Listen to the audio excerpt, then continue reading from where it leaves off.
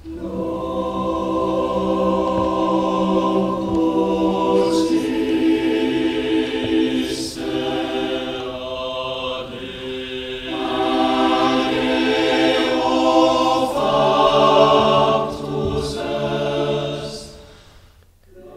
koor Zangers van Sint-Frans bestaat 60 jaar. Dit werd afgelopen weekend al deels gevierd met 2 concerten. 1 in de Schouwburg in Venray en 1 in de Elisabethkerk in Grave. En wat speciaal was aan het optreden hier in Venray is dat we stil hebben gestaan bij die 60-jarige geschiedenis van ons koor. Door ook daarover te vertellen aan het publiek en door fotomateriaal te laten zien. En de muziek is dus eigenlijk ook een reis door de tijd geweest. Een terugblik op die 60 jaar. Er was ooit een leraar in Den Haag en die is verzocht om naar Venray te komen om daar een jongenskoortje op te richten. Dat was de heer Wim Buijs. Die is in 1959 naar Venray gekomen bij de Paters Franciscanen. Daar een jongenskoor opgericht en daar was de Zangers van Sint-Frans. Jongenskoor zei ik al, tot pak een beetje 2002 is het ook echt een jongenskoor geweest. En vanaf 2002 worden er ook meisjes, dames toegelaten en zijn we inmiddels eigenlijk een gemengd jeugd- en jongerenkoor. En voornamelijk zingen wij in de kerk. Ja, we blijven toch een koor wat eigenlijk zijn origine heeft in de kerk. Maar wij staan echt overal voor open. Dus we hebben ook op reizen dat je een keer een tent hebt op een plein waar we gaan zingen. We hebben dan nou in de Schouwburg gezongen. Waar we allemaal zo blij van werden dat er meteen stemmen opgingen van nou dat moeten we eigenlijk gewoon ieder jaar, iedere 1,5 jaar zouden we zoiets moeten doen. Ja goed, en als er ooit iemand denkt, de Zangers van Sint-Frans zouden eigenlijk wel op die of die plek kunnen zingen. Dat doen we heel graag als we kunnen. Dus in die zin staan we eigenlijk overal voor open.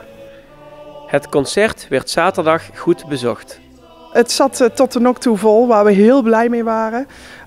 We hebben oud-leden gezien, we hebben ze ook gehoord, want er werd af en toe wel wat gelachen tijdens het concert. We zagen mensen die we regelmatig zien op onze optredens. We hebben ook veel nieuwe gezichten gezien. Uiteraard onze eigen familie. Heel gemêleerd publiek. En zij zagen in 2 uur durend programma waarbij het 35-koppige koor zich liet horen.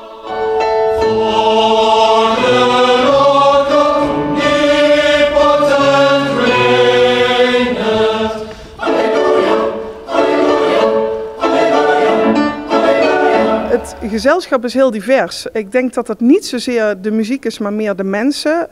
Allemaal verschillende mensen, allemaal verschillende leeftijden. Hè. De jongste is 6, die heeft ook niet meegezongen, maar die zit al in de koorschool.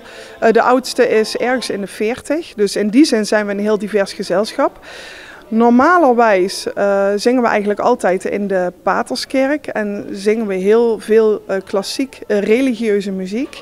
Maar ja, we proberen ook zoveel mogelijk projectmatig andere dingen aan te gaan. Eigenlijk deinzen we nergens voor terug. Hoe kijken jullie uit naar de toekomst van de Zangers van Sint-Frans? Nou, hoopvol.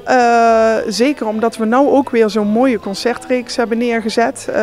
Er zit echt wel heel veel talent in ons koor. Ja, durf ik wel te zeggen. En we willen wel onze energie heel erg stoppen in het werven van leden. Want je merkt wel dat, kijk, vroeger was het heel normaal dat mensen naar de kerk gingen en kwamen de leden ongeveer aanwaaien. Dat is nu niet meer zo. Dus je moet wat harder werken om nieuwe leden te krijgen. Ja, we hebben een heleboel te bieden. Dus buiten dat verenigingsleven kunnen kinderen leren muziek maken bij ons, leren zingen, leren noten lezen. Ja, en dat is wel ook hoe we naar de toekomst kijken. Dat we echt bezig moeten zijn met nieuwe leden werven.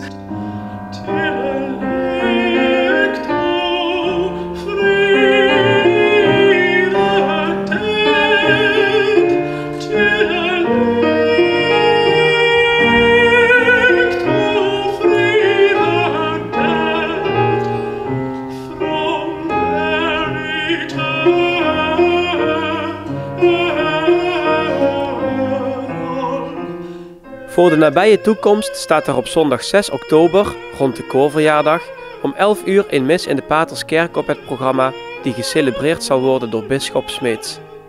Maar in oktober komt ook Falco van Loon zingen. Falco van Loon is een professioneel tenor. Maar die is ooit begonnen als zangertje bij de Zangers van Sint-Frans. En ja goed, die reist nu natuurlijk stad en land en ook buitenland af om overal te zingen. Die kon dus dit weekend ook helaas niet, maar 6 oktober kan die wel. En daar zijn we echt enorm blij mee. Gloria,